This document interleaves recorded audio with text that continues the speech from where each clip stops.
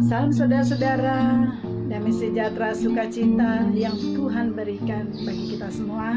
Hari ini saya akan membagikan firman Tuhan, tapi terlebih dahulu mari kita tundukkan kepala dan buka hati, biarkan Roh Kudus masuk di dalam kehidupan kita dan memimpin setiap perjalanan hidup yang boleh kita alami.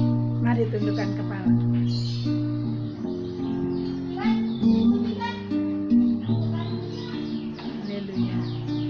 Yesus pegang erat tanganku, ku tak dapat hidup di luar kasih-Mu Bapa. Jangan tinggalkan aku, Engkau alasan selama ku hidup, Engkau alasan selama ku hidup. Bapa kami yang ada di surga, jangan pernah Kau melepaskan tangan-Mu dari kami Tuhan. Kalau banyak hal yang seringkali kami mengecewakan-Mu Tuhan, ampuni kami. Hari ini kami mau duduk diam mendengarkan firman-Mu Tuhan. Biarlah kiranya kuasa Roh Kudus-Mu meliputi hati pikiran kami. Tutup bungkus kami dengan kuasa darah Yesus. Beracaralah Tuhan, beracaralah Roh Kudus. Biarlah kiranya Tuhan menyertai dari awal hingga akhirnya Tuhan. Terima kasih Bapa, terima kasih Tuhan Yesus. Di dalam nama Tuhan Yesus Kristus, Allah Bapa kami yang hidup dan Roh Kudus. Amin. Hari ini saya akan membagikan firman Tuhan di 1 Yohanes 4 ayat 10 dan 19. Saya akan bacakan ayat 10. Inilah kasih itu, bukan kita yang telah mengasihi Allah, tetapi Allah yang telah mengasihi kita dan yang telah mengutus anaknya sebagai perdamaian bagi dosa-dosa kita. Ayat 19.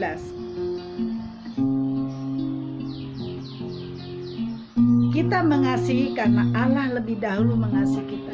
Jadi bukan kita yang mengasihi Allah terlebih dahulu, tetapi Allah lah yang mengasihi kita terlebih dahulu. Saudara-saudara, firman Tuhan ini begitu luar biasa. Bagaimana demonstrasinya Tuhan terhadap kita. Tuhan tidak melihat segala dosa dan kesalahan kita. Dia selalu memberi kesempatan bagi kita. Kita lahir di dunia ini bukan suatu pilihan. Itu adalah suatu kesempatan yang Tuhan berikan buat kita. Kita tidak bisa memilih tanggal lahir kita, bulan, tahun, atau di mana kita dilahirkan. Tetapi Tuhan sudah menentukan, memberi kesempatan buat kita agar kita hadir di dunia ini bermakna di dalam kehidupan dan kehendak Tuhan. Jadi saudara-saudara, Tuhan mau hidup kita sesuai kehendak Tuhan. Banyak hal kita seringkali mengecewakan Tuhan, banyak hal yang membuat kita jauh dari Tuhan, tetapi Tuhan tidak pernah undur dari kasih-Nya terhadap anak-anaknya. Kita bisa buka di kisah Alkitab di mana seorang wanita Samaria, yaitu di Yohanes 4 ayat 1 sampai 42. Saudara-saudara nanti bisa baca bagaimana cerita tentang wanita Samaria ini.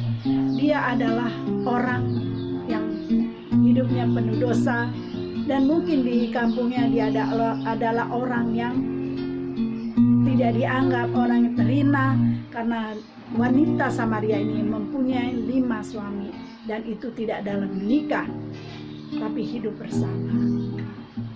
Tuhan tahu di Samaria ada orang berdosa. Saat itu tujuan Tuhan mau ke Galilea, tapi dia putarkan untuk datang ke Samaria ini. Dan bukan suatu kebetulan Tuhan duduk di sumur itu, karena Tuhan tahu wanita itu selalu mengambil air di sumur itu. Dan Tuhan juga tahu jam berapa dia mengambil. Jadi wanita Samaria ini setiap jam 12 siang dia ambil air di sumur ini.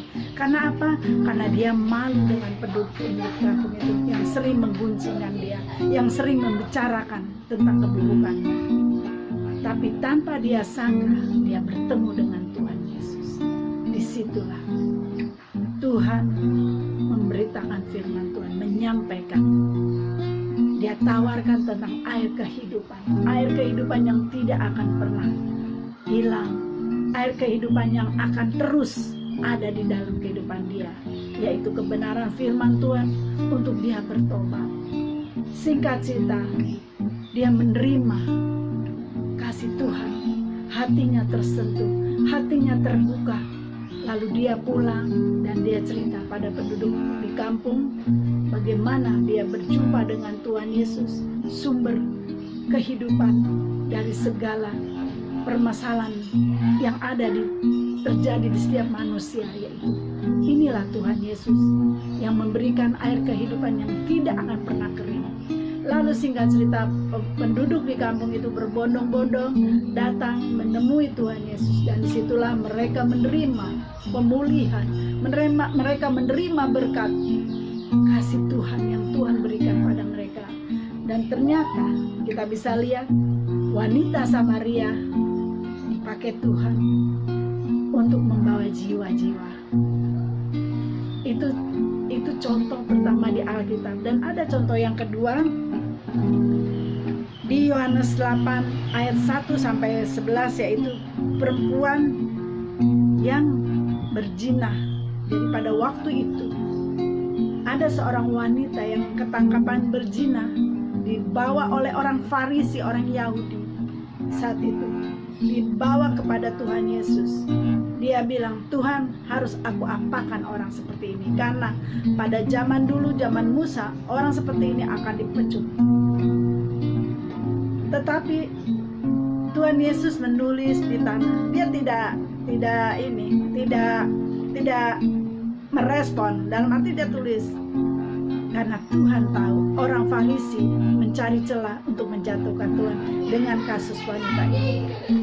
Lalu Tuhan hanya berkata, bila ada orang yang tidak berdosa, bila ada orang yang tidak pernah berbuat dosa sama sekali, kalian boleh melempar wanita ini. Tapi apa yang terjadi? Satu demi satu mereka pergi dan undur dari Tuhan Yesus. Lalu begitu Tuhan Yesus lihat sudah tidak ada orang itu, yang ada dia dan perempuan ini. Lalu Tuhan Yesus mengatakan pada wanita ini, saya tidak pernah menghakimimu, saya mengampuni, bertobatlah. Jadi bagaimana Tuhan Yesus datang pada orang-orang seperti ini. Dan masih banyak lagi kisah di Alkitab yang Tuhan pulihkan karena kasih karunia Tuhan yang begitu besar kepada orang yang berdosa. Tinggal tergantung kita, apakah kita mau buka hati, apakah kita mau benar-benar sungguh-sungguh bertobat. Kesempatan hidup yang Tuhan berikan jangan disia-siakan. Kita nggak tahu hari ini atau besok, tapi kasih Tuhan yang tidak ada batasnya.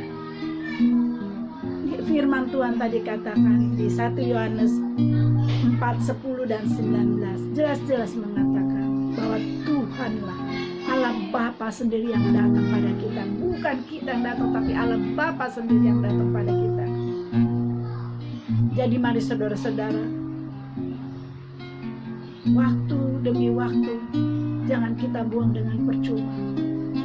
Kesibukan boleh kita alami, tetapi jangan kesibukan melupakan kita ada Tuhan, yaitu sumber air kehidupan kita.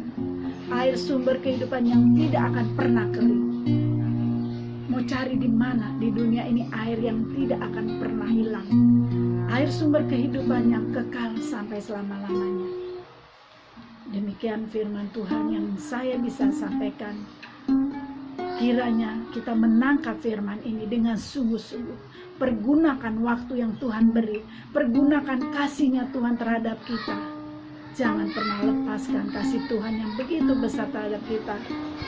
Tuhan tidak pernah melihat masa lalu kita.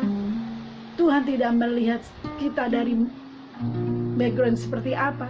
Tapi Tuhan melihat hati kita yang mau sungguh-sungguh bertobat, yang sungguh-sungguh datang dengan penuh penyerahan diri, hati yang hancur dan remuk, dan mau diproses Tuhan. Itu yang penting.